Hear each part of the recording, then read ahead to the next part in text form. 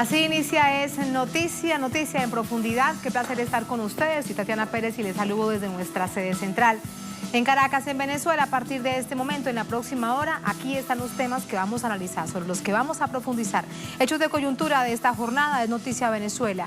Gobierno denuncia y devela plan criminal contra la estatal PDVSA. Los directos implicados son operadores del opositor Juan Guaidó y el gobierno de los Estados Unidos. Tenemos detalles, tenemos la profundidad y el análisis de lo que esto significa para el país.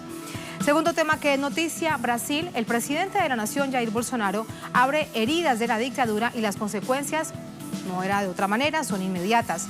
Familiares de las víctimas exigen que diga la verdad sobre muertos y desaparecidos y la apertura de un juicio político en su contra. Se trata de un desgarrador asunto que analizamos.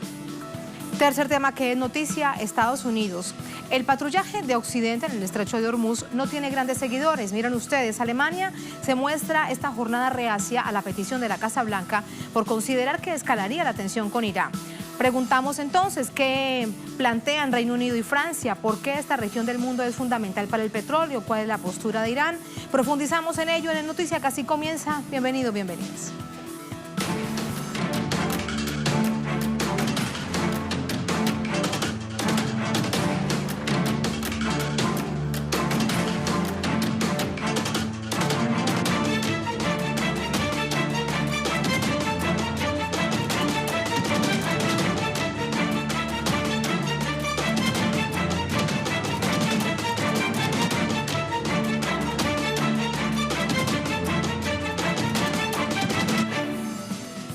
En Noticia Venezuela, una nueva denuncia recae sobre la oposición venezolana tras descubrirse un plan orquestado desde el exterior que pone en riesgo a los activos del país. La vicepresidenta de Venezuela, Delcy Rodríguez, mostró parte de pruebas que vinculan a referentes de la oposición con el robo planificado contra la estatal PDVSA. Vamos a recibir esos detalles a continuación. La vicepresidenta de Venezuela, Delcy Rodríguez, denunció este miércoles una nueva estafa que atenta contra activos venezolanos. La operación señalada de criminal vincula al gobierno de Estados Unidos con integrantes del grupo opositor Voluntad Popular y el diputado Juan Guaidó. Este es un día para hablar realmente de crimen organizado, de cómo un grupo de venezolanos pertenecientes al grupo Voluntad Popular, ustedes deben recordar que Voluntad Popular ya ni siquiera es un partido político porque hace mucho tiempo abandonaron el camino de la política, abandonaron el camino de la democracia y abandonaron el camino de la Constitución para dedicarse a acciones terroristas y más recientemente para dedicarse a un grupo que busca estafar y apropiarse y robar los recursos y los activos de Venezuela en el exterior. Es un acto de crimen organizado en connivencia con el gobierno de los Estados Unidos. Tras denunciar la acción como un crimen transnacional, acusó al diputado Juan Guaidó como organizador. Por su parte, el Ministerio Público de Venezuela anunció que ha iniciado una investigación penal con motivo de la participación en un juicio en territorio estadounidense contra PDVSA de un falso funcionario que pretende ostentar el cargo de procurador especial para la defensa del Estado. El plan fue descubierto a raíz de un dictamen fantasma emitido por un tribunal de apelaciones en Estados Unidos, permitiendo a la empresa minera canadiense Crystalex la apropiación de activos de PDVSA concretados en Citgo. Durante el juicio, un aliado del diputado Juan Guaidó fungía como abogado de la empresa, siendo el encargado de emitir una declaración que prácticamente coloca en bandeja de plata los activos de su propio país ante la minera extranjera. Contra José Ignacio Hernández, quien funge como supuesto procurador venezolano en los Estados Unidos, se abre un expediente judicial dentro del país, junto a los demás integrantes del plan delictivo, Ricardo Hausmann y Carlos Vecchio. El modus operandi que en conspiración con los Estados Unidos realizan representantes de la oposición venezolana también abarca las empresas Monómeros en Colombia, PDV Caribe y PDV América. La vicepresidenta destacó que tales acciones evidencian un claro propósito de la oposición de robarse los recursos del país y deja de lado la supuesta intención de solventar la crisis política y económica de la cual son responsables. Y esta noche se ha pronunciado al respecto el presidente de Venezuela, Nicolás Maduro, que ha dicho, le preguntamos a nuestro corresponsal Luis Tavera desde nuestra sala de redacción. Luis, ¿cómo estás? Buenas noches.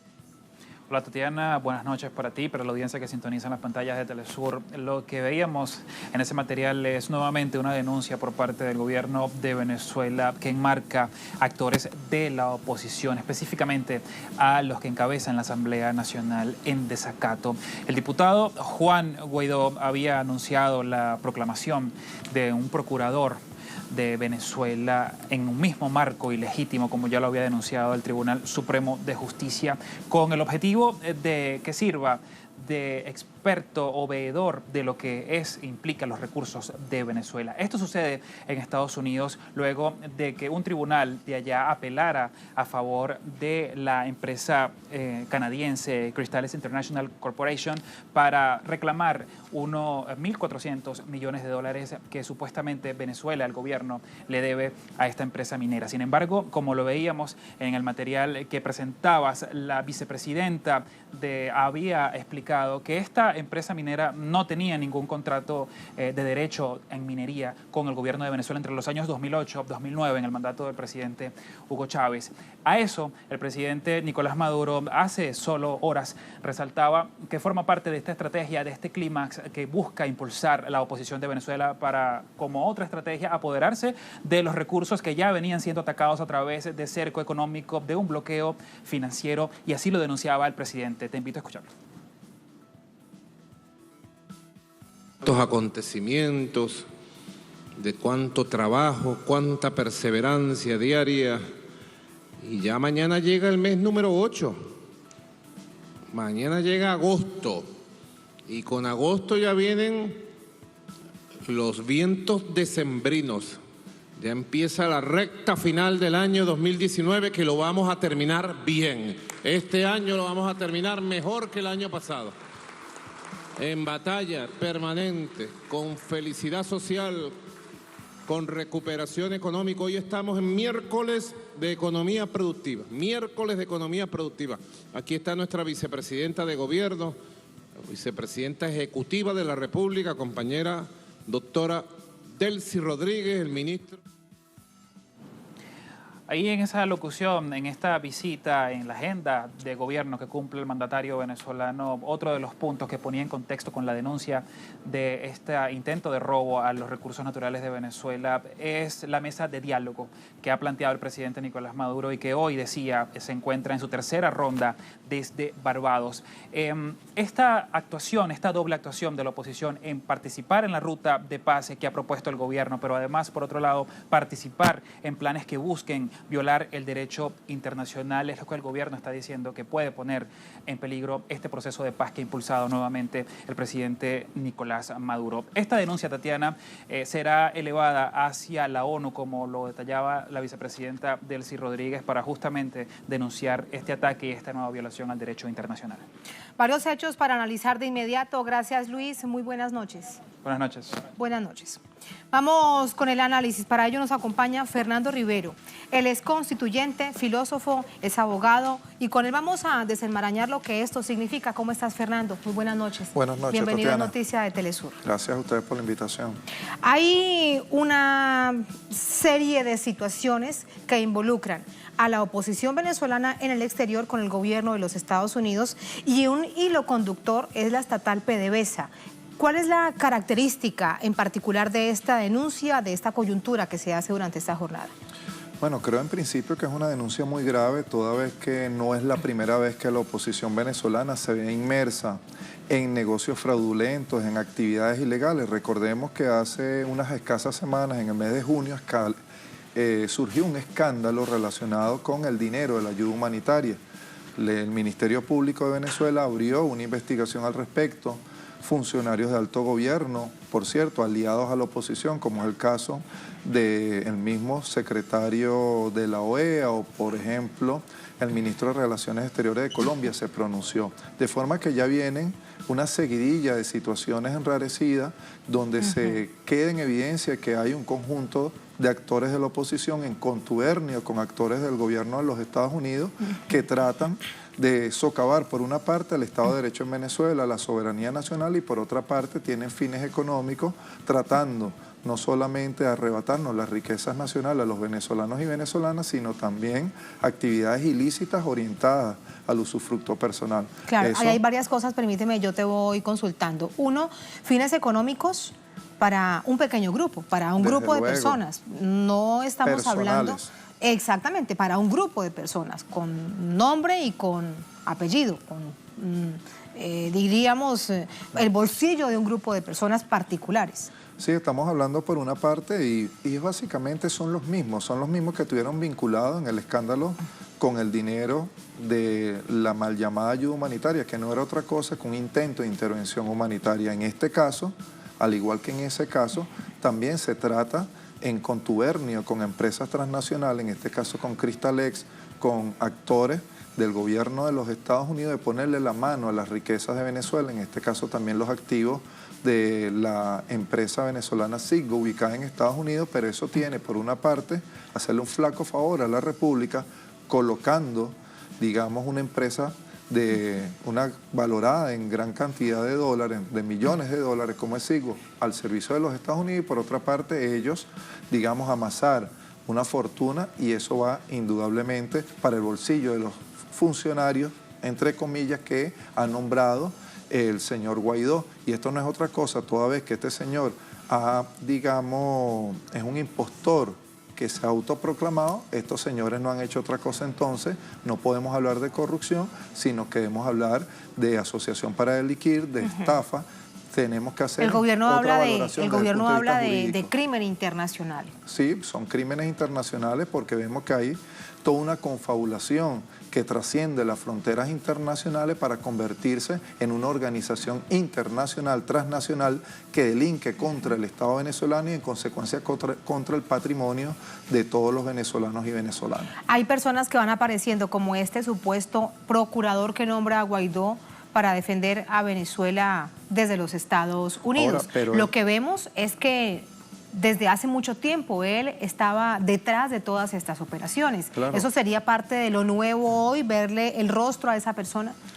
No, creo que esa persona tiene una relación porque fue también consultor jurídico de esta empresa.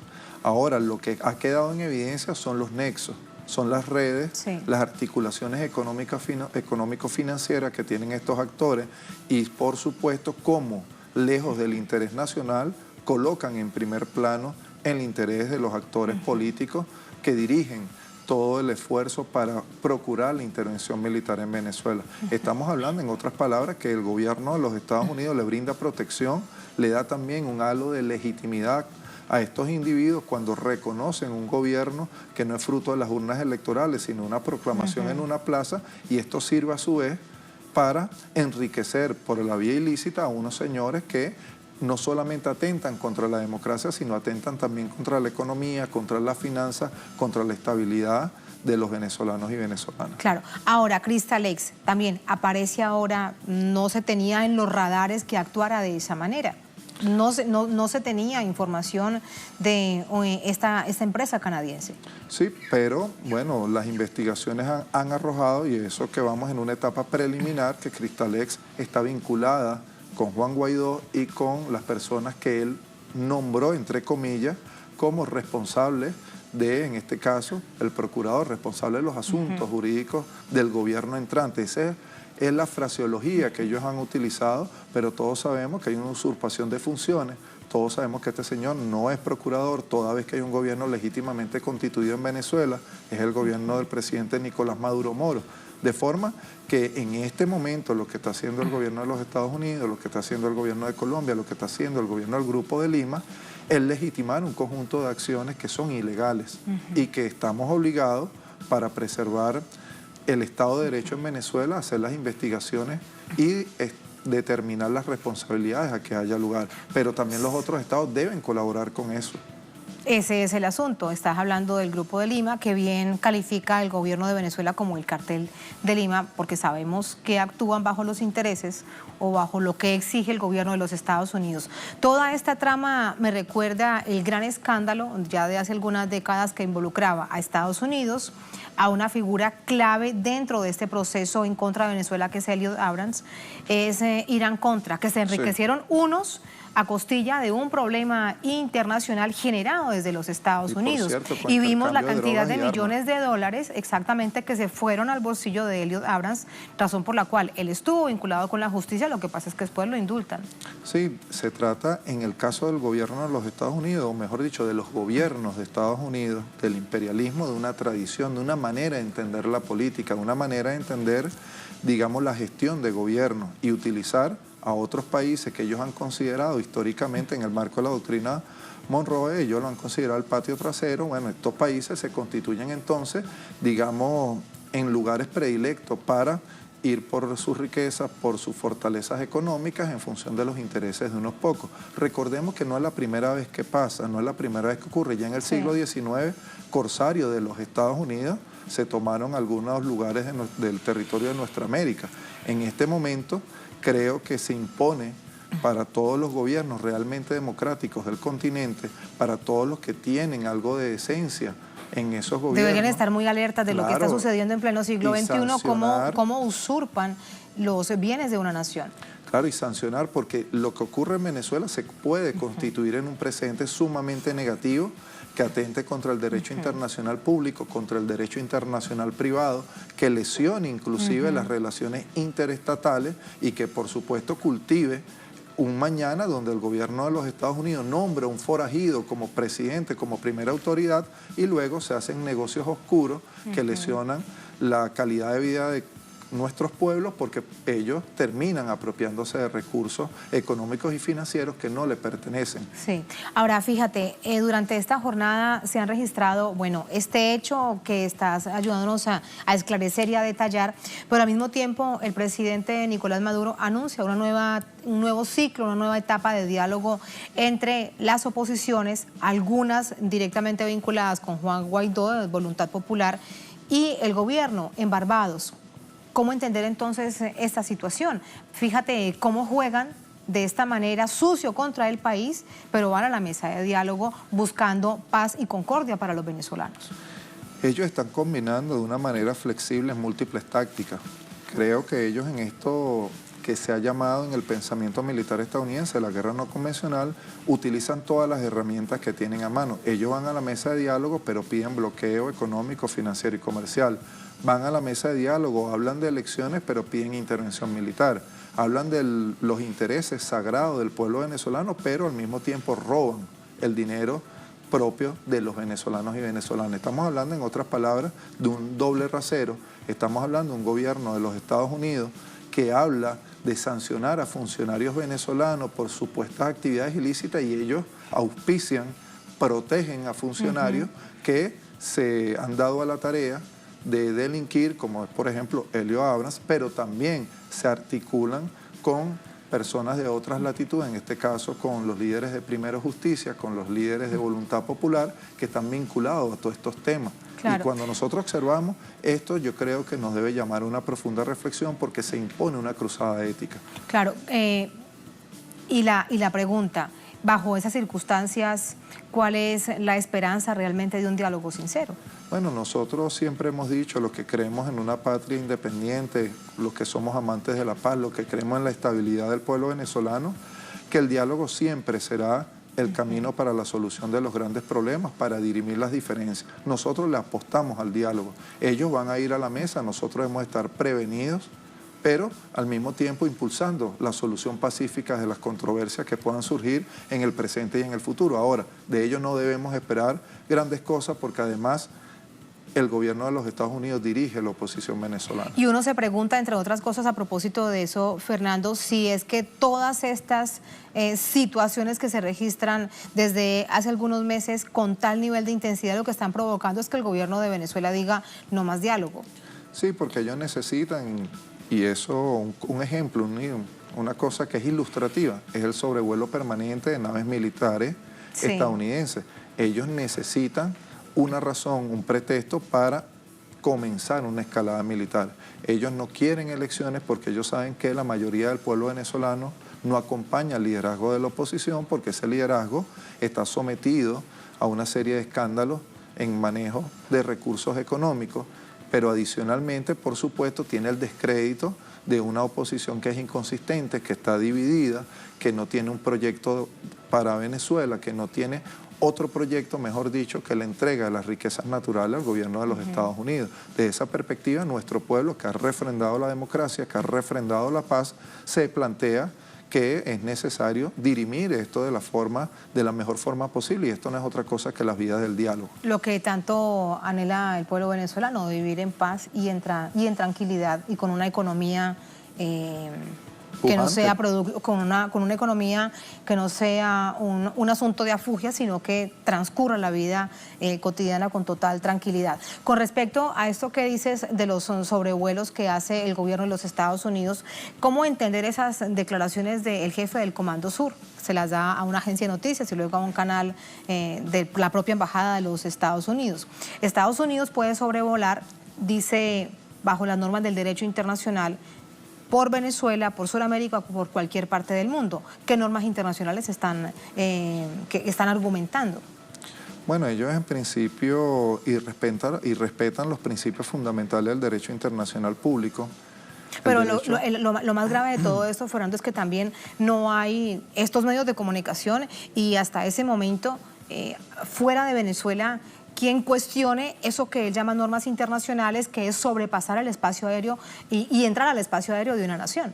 Claro, pero lo hacen porque tienen un plan, y el plan está relacionado con la conformación de una causa, de un motivo que permita la agresión militar contra Venezuela, pero se trata también de la prepotencia del imperialismo en el marco, por supuesto, de una crisis donde se está disputando la hegemonía global. Lo que acaba de ocurrir, por ejemplo, en el Foro de Sao Paulo, para el imperialismo estadounidense es sumamente preocupante. ¿Por qué? Porque los pueblos de nuestra América se están organizando, aunan esfuerzos y están apostando precisamente hacia la defensa de la soberanía, están apostando hacia la eliminación de todos los dispositivos militares de los Estados Unidos. Están diciendo, en otras palabras, que esta parte del mundo, nuestra América, es una zona de paz. De forma que cuando los Estados Unidos hace eso, sencillamente desconoce no solamente el derecho internacional público, sino también la vocación de paz de allí de que los pueblos de América lo que le Latina y el preocupó Caribe. Entonces al Comando Sur de los Estados Unidos es que exigiera salir del territorio venezolano, del espacio aéreo venezolano, un Sukhoi ruso.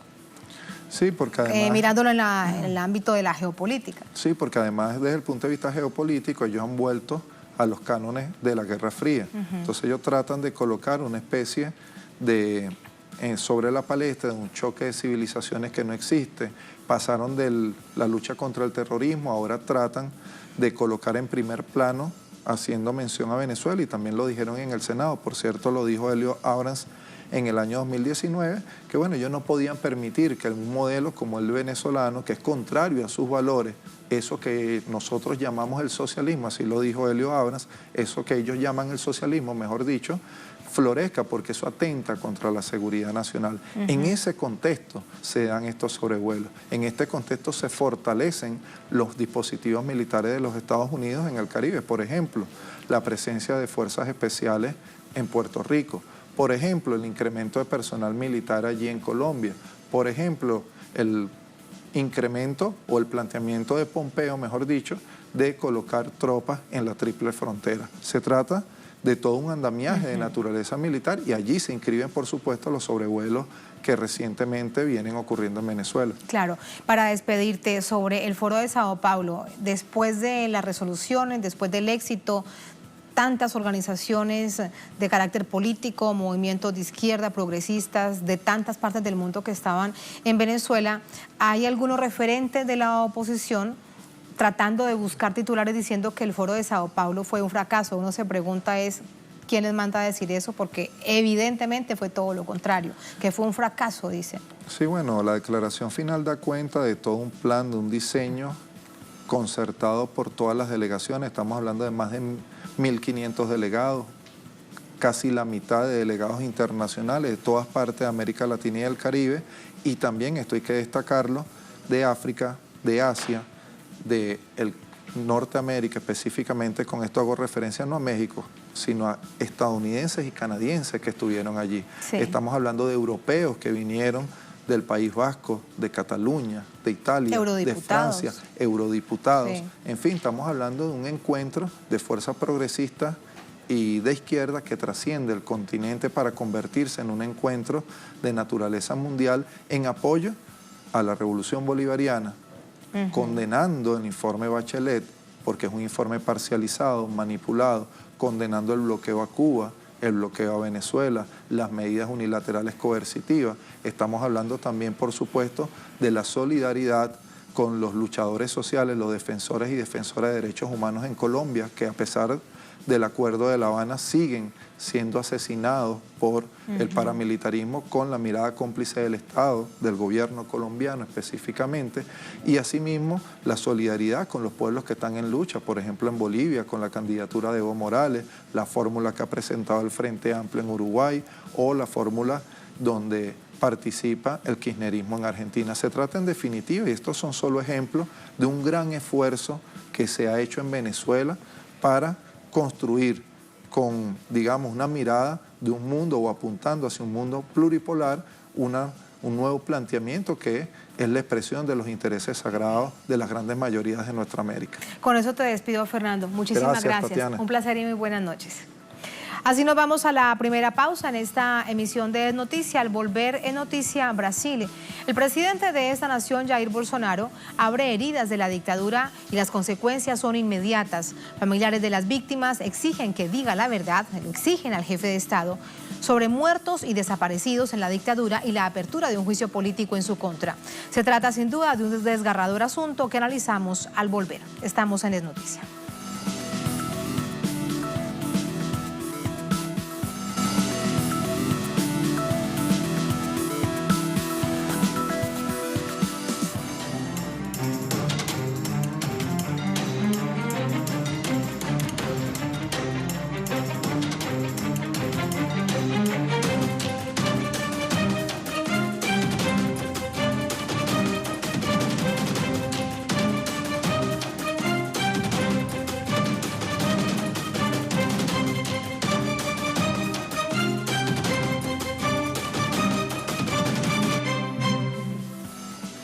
En Noticia Brasil, el presidente Jair Bolsonaro podría ser llamado a enfrentar la justicia para revelar qué tanto sabe acerca de las violaciones a los derechos humanos durante el régimen militar en el país durante la dictadura. Sus recientes declaraciones reabren heridas de esta dictadura, hechos que él intenta minimizar. El jefe de Estado ha sido fuertemente criticado por los ataques al presidente de la Orden de Abogados de Brasil, Felipe Santa Cruz, refiriéndose a la desaparición de su padre Fernando Santa Cruz, un activista político durante la dictadura militar en el país. Bolsonaro aseguró que puede contar cómo desapareció Fernando, quien fue arrestado por agentes del Estado en febrero de 1974. Fernando tenía 26 años, era estudiante de Derecho, funcionario público y militante de Acción Popular Marxista-Leninista. Según Bolsonaro, el activista no fue asesinado por militares sino por sus compañeros de militancia. Su propio Ministerio de la Mujer, la Familia y los Derechos Humanos lo desmintió, al confirmar que Fernando tuvo una muerte antinatural y violenta causada por el Estado brasileño. El abogado Felipe Santa Cruz respondió en Twitter que Bolsonaro muestra serios rasgos de crueldad y falta de empatía y anunció que interpondrá un recurso ante la Corte Suprema de Justicia para que Bolsonaro explique lo que sabe de la muerte de su padre. En una carta, el expresidente Luis Ignacio Lula da Silva expresó su solidaridad con la familia Santa Cruz.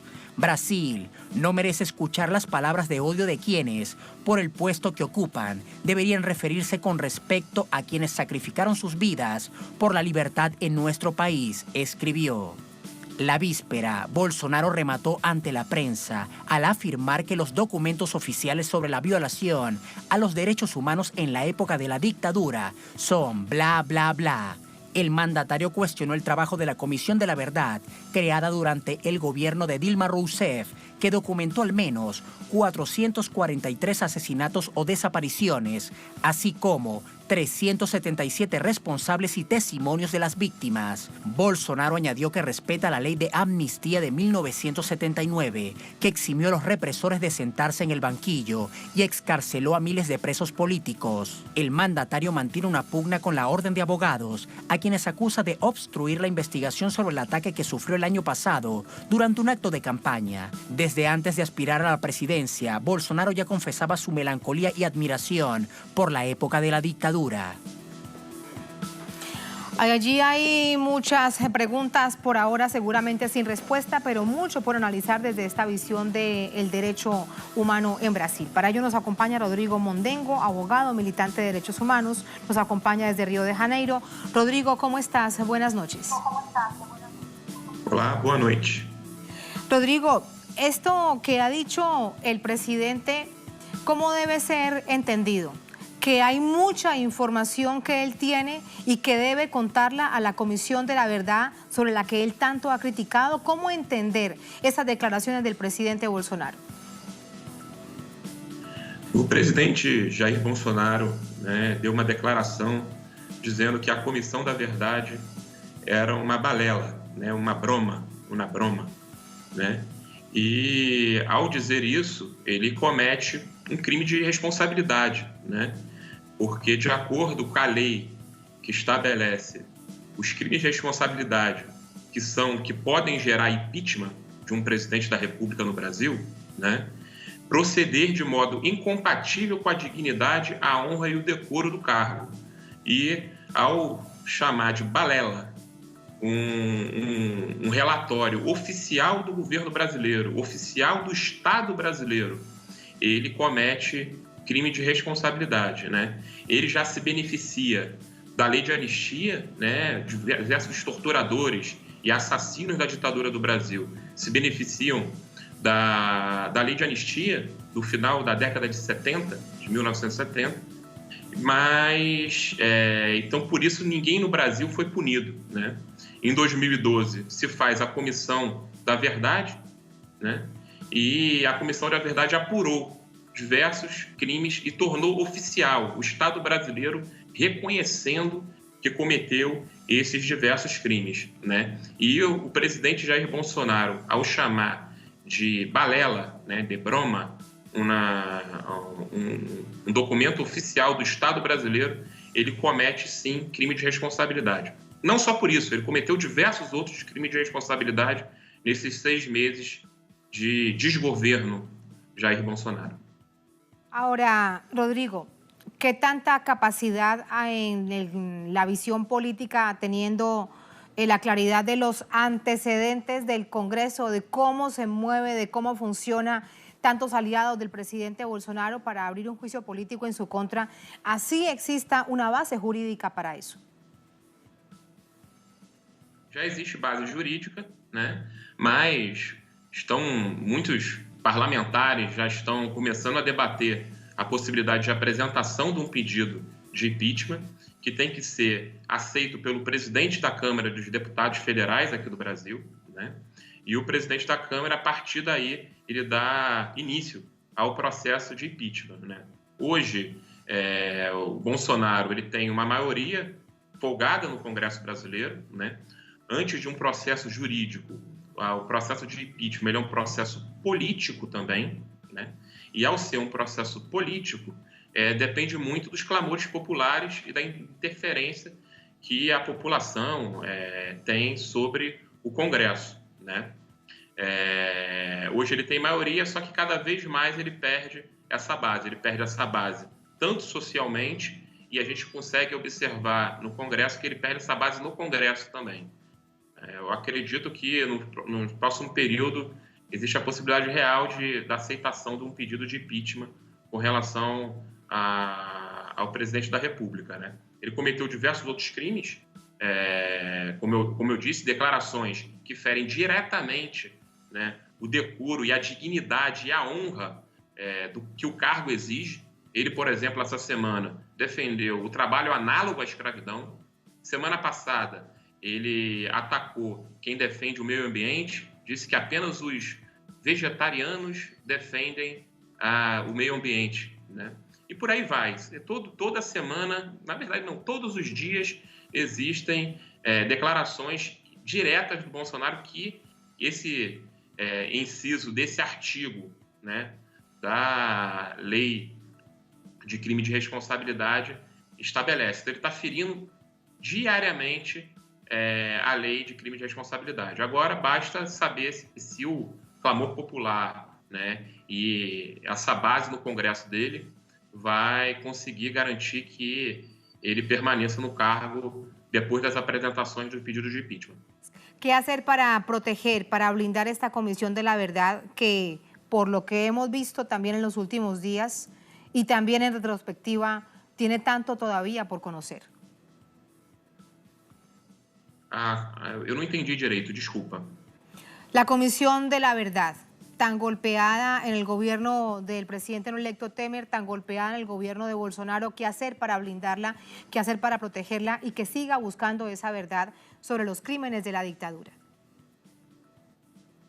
É tudo muito difícil, né? Porque todos os órgãos que existem, não só com relação aos crimes e violações de direitos humanos na ditadura militar, estão sendo terminados, né? Estão acabando com diversos órgãos. Por exemplo, semana passada acabaram com o mecanismo de combate à tortura, que diminuíram, né?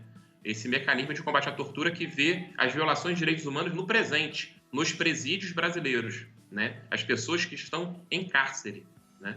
Então, ele descontinua a comissão de anistia, ele colocou pessoas que são, grande parte, a favor das violações de direitos humanos que aconteceram na época da ditadura militar, né? Isso com relação à comissão de anistia, né? E com relação ao presente, a gente vê ele terminou, né? Diminuiu esse mecanismo de combate à tortura que estabelece, né, que fiscaliza as violações de direitos humanos do presente, né?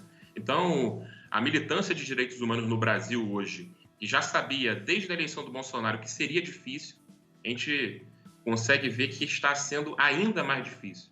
As violações de direitos humanos no Brasil aumentaram muito de janeiro para cá, né?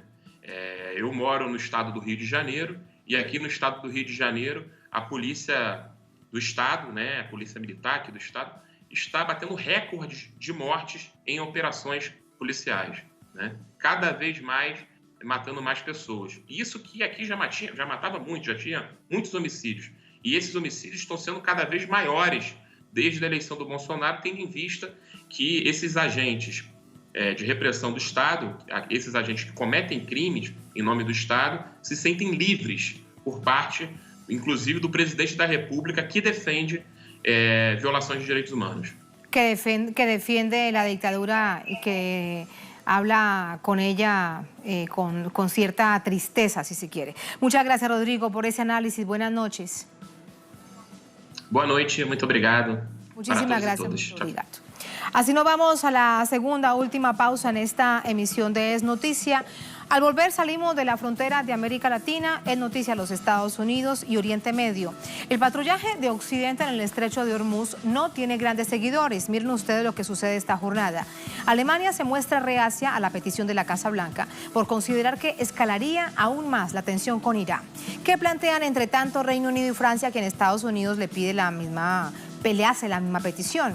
¿Por qué esta región del mundo es fundamental para el petróleo? ¿Qué papel juega Irán en esa protección? Vamos a revisar. Ahí están esas preguntas planteadas para un experto analista internacional al volver en el noticiero.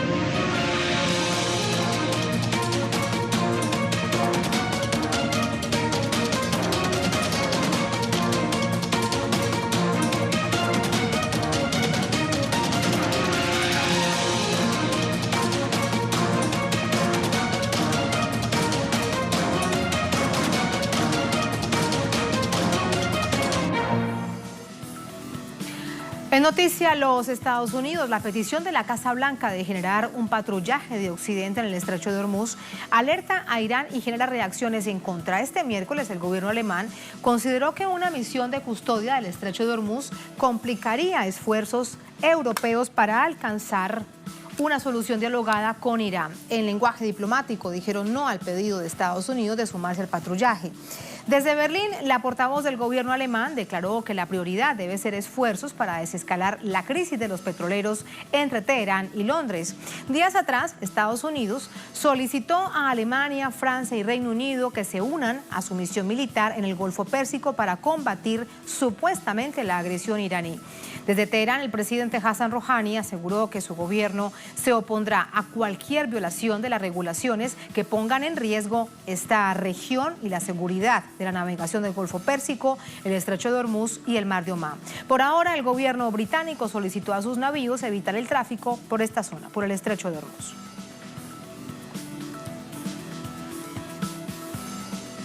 Tal como lo teníamos antes de la pausa, distintos planteamientos, distintas preguntas. Para ello nos acompaña Francisco Coloane, sociólogo político, analista de vasta trayectoria internacional. Nos acompaña desde Santiago de Chile. Doctor Coloane, ¿cómo está? Buenas noches.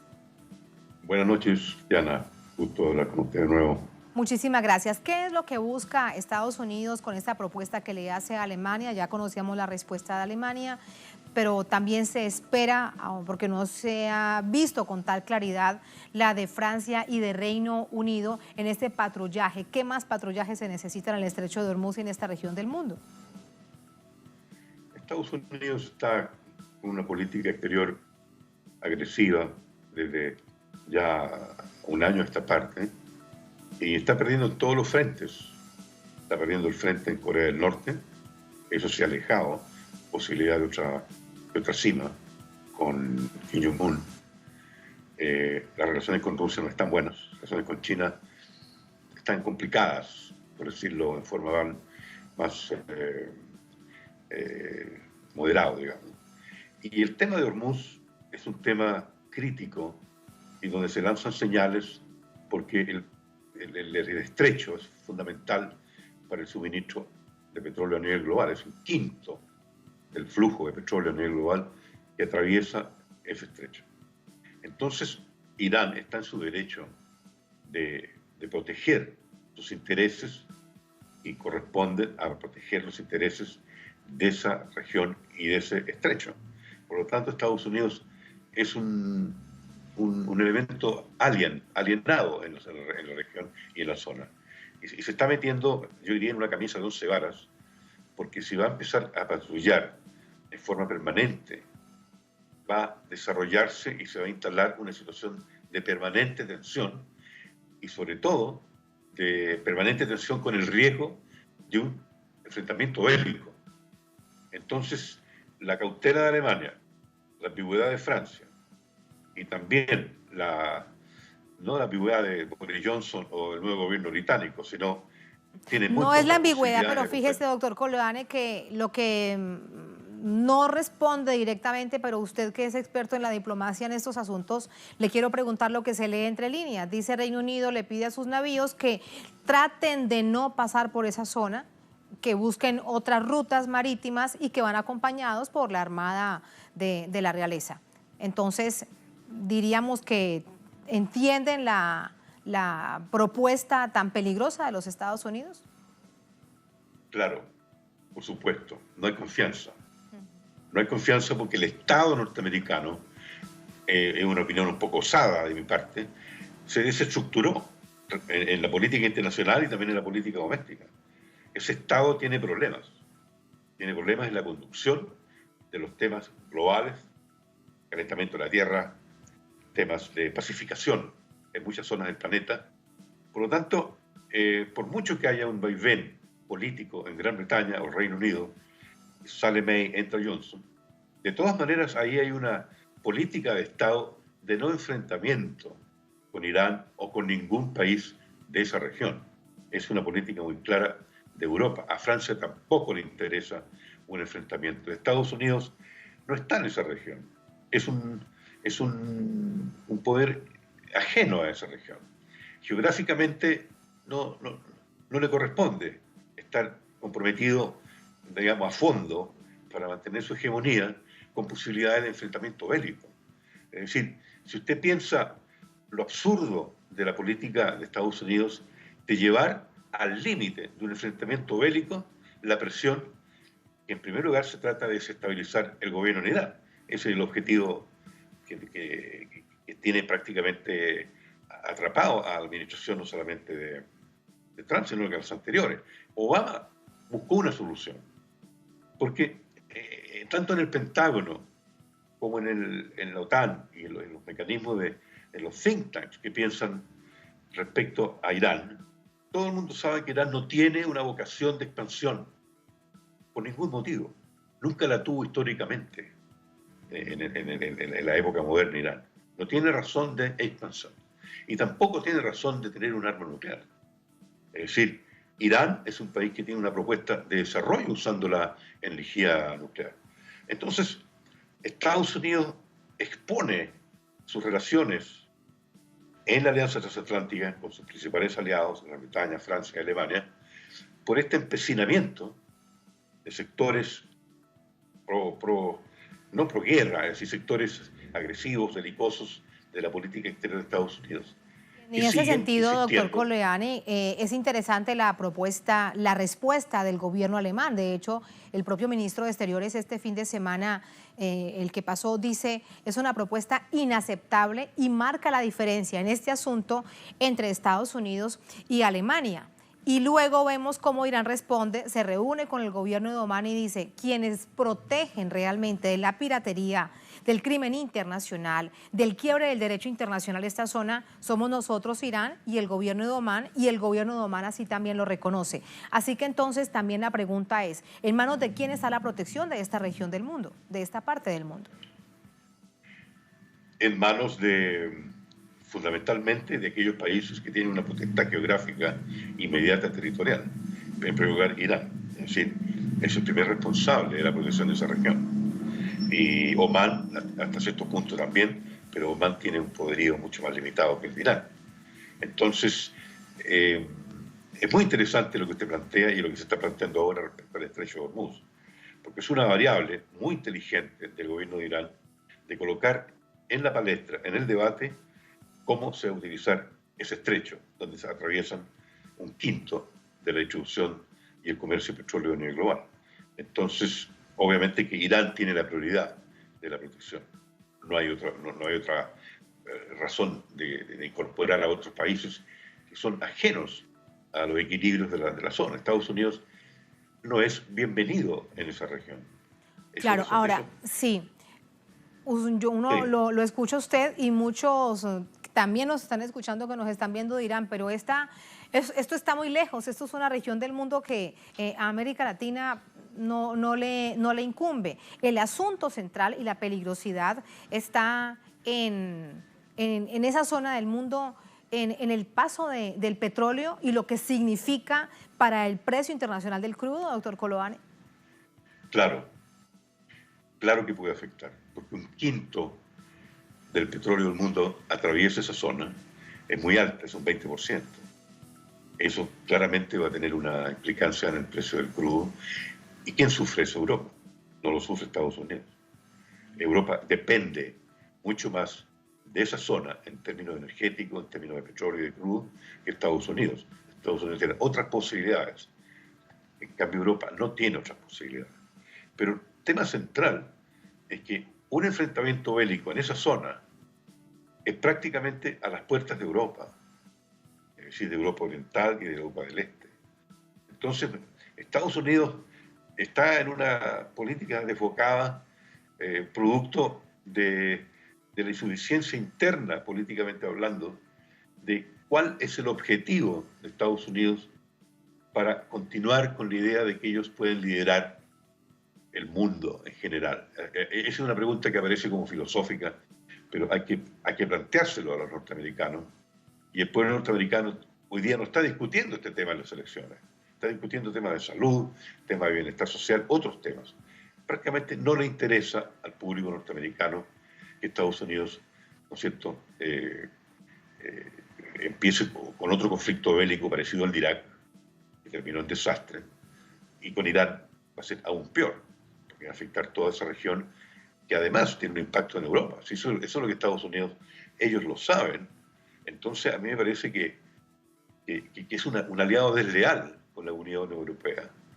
Con Alemania es desleal con Francia, Estados Unidos, y es desleal con el Reino Unido. Porque Estados Unidos es un elemento, es un alien a esa región. Cada día es más alien a esa región. Doctor Golane, muchísimas gracias. Así están las cosas en esa región del mundo y a nuestra audiencia, a manera de conclusiones, nos interesa y mucho lo que pasa en esta región. Un placer y muy buenas noches. Muchas gracias a usted, Diana. Muchísimas gracias. Gracias también a todos ustedes. Así ponemos punto final a esta emisión de Noticia. Cerramos nuestra pantalla tradicional. Nos quedamos en redes sociales, @noticiatelesur, @TatianaTelesur. Durante esta jornada, otro hecho fue noticia. Con eso los dejamos. Hasta mañana.